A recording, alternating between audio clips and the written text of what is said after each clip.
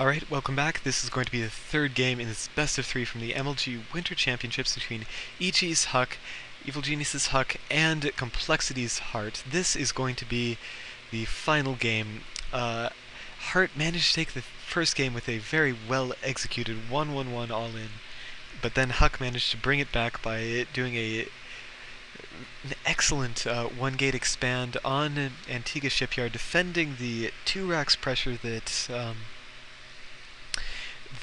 Hart tried to put on him, and managing to come back into the game to a very, very powerful 2-base Colossus timing push that just steamrolled Hart. So right now this third game is going to be on it's going to be on Entombed Valley. It looks like Hart has decided that this will be the best way to start this final game. This is a map notable for having 3 very easily taken bases. This third base over here, natural over here, and then a very, very secure ramp right here.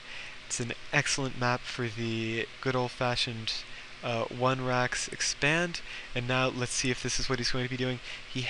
No, he is not going to be doing the gasless fast expand. I keep on hoping he will, but no, Hart likes his gas. Hart likes his gas indeed. Meanwhile, we do see that... Okay, Huck is getting gas. He's getting a late gas, though. I'm not sure if that was intentional. I'm going to be interested to see where this build order goes from here. Going to be throwing down a... Oh boy, he's going to be throwing down a pylon right now. Excuse me for that.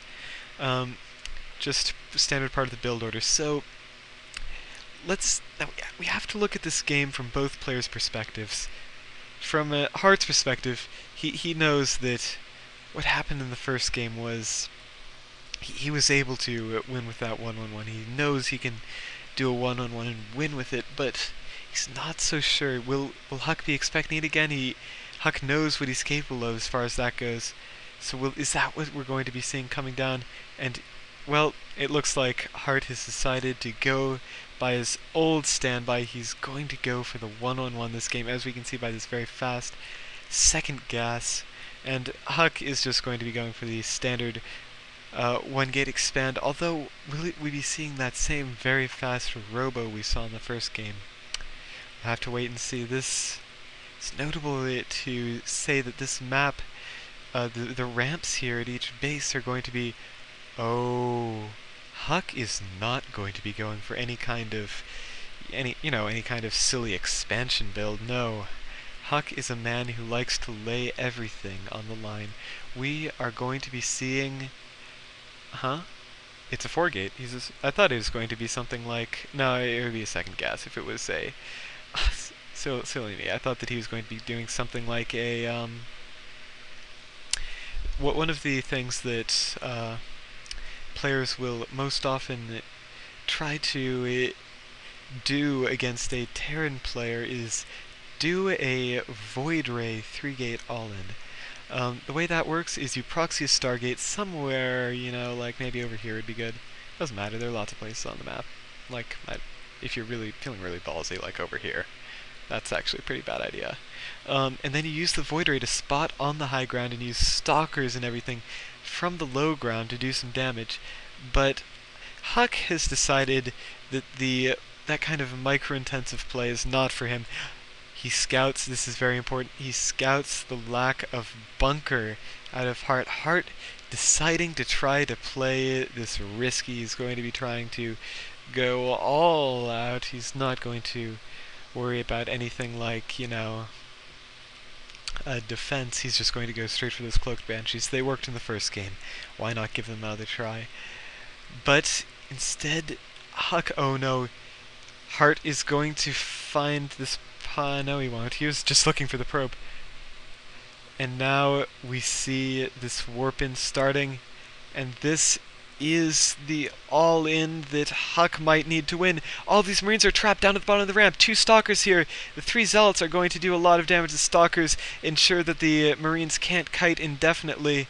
And now we see all of these Marines lost. If we look at the units lost tab, oh my god, look at that. Nothing lost for Huck, not even his scouting worker. And only 4 Marines out for Hart and this 1 Banshee. Will EGHuK be able to just power through this to victory? We'll have to wait and see. We now see this Banshee getting target fired down, but it's not going to be enough. EGHuK's going to have to back off, and now his losses are starting to approach those of Hart. Now this cloak, oh no, if this cloak finishes, this could be game over for EGHuK right then and there. Will he be able to bring these things to their complete... Well, it looks like EGHuK is not going to be trying to do anything too all-in. And by too all-in, I mean anything more all-in than proxying 3 gateways powered by a single pylon. He's just going to be backing off right now and building an observer. He knows that these Banshees are coming. He knows that this is what... he knows that cloaked Banshees are Hart's idea of a darned good time, so he's just going to be playing it safe. This observer will be coming out, and he's...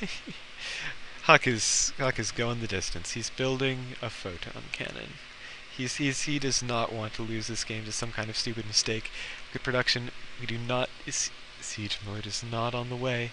So this siege tank will be vulnerable. But even if siege tanks are in this unsiege mode, they're still really good. We do see now this these stalkers out from EGHuK are taking more damage than they would like. Oh no, this is not where this what the stalker wants to be doing. Now EGHuK will start to engage these Banshee head-on. These 2 stalkers will be able to push it back. Meanwhile, the attack at the front has managed to take down his supply depot, but nothing more than that. We now see Hart starting to move out with this siege. Now he's going to back off. SCVs on auto repair, making sure that all of this, these mechanical objects by Hart stay at an acceptable level of health.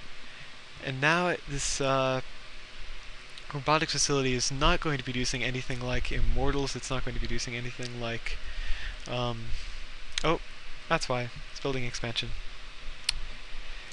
EGHuK is going to be transitioning out of this... This is quite possibly one of the most bizarre transitions out of a 4-gate I have ever seen. 4-gate into defending expansion from the 1-1-1. Have to see how this works out. Siege tech is on the way. We have, if we look at units, no Immortals. Oh, this could be just brutal for EGHuK. You need these Immortals in order to deal with siege tanks. Siege tanks deal just so much damage to all units. You need the Immortals to focus fire them down.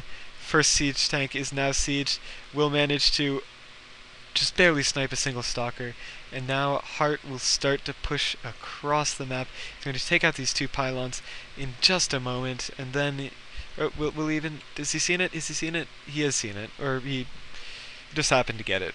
Either way, that it all works out. He's going to clean up both of these pylons, and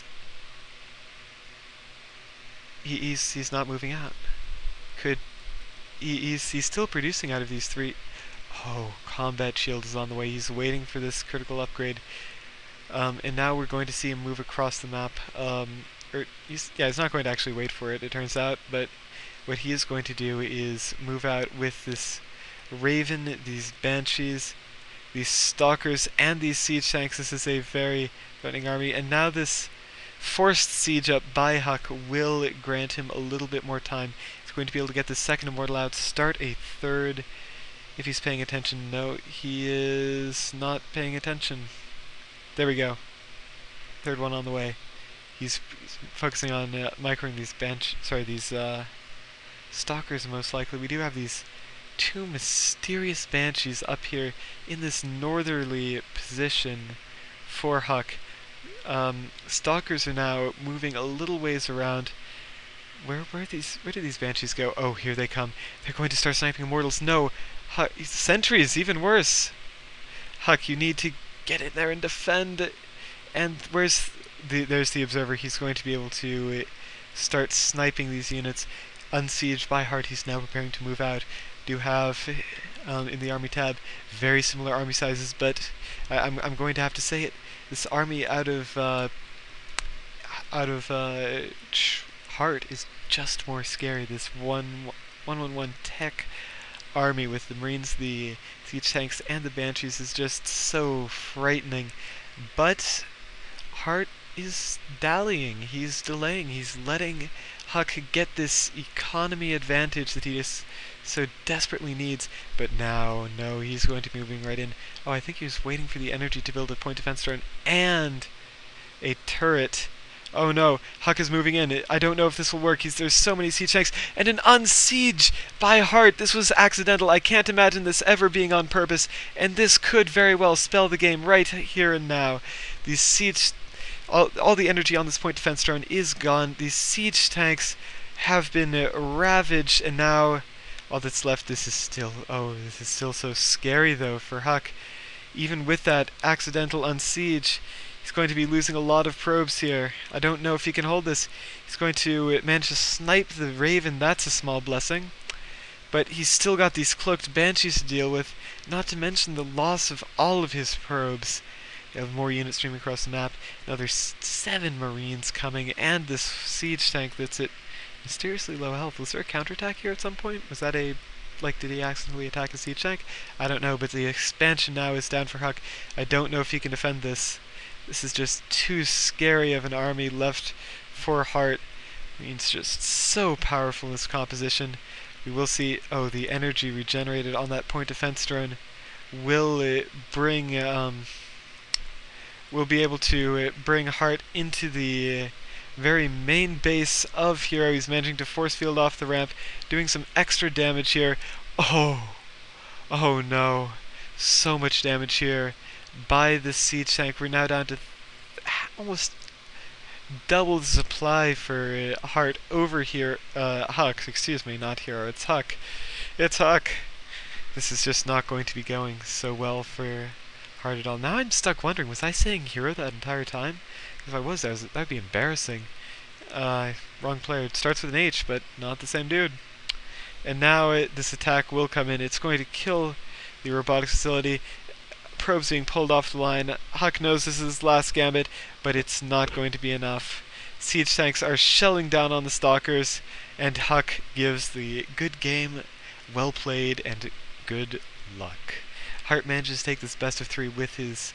well, I can't say it's his favorite build, but it's certainly the build that won him the first game, and it's doing pretty well for him in the second game. That second... Or I should not say that second attack.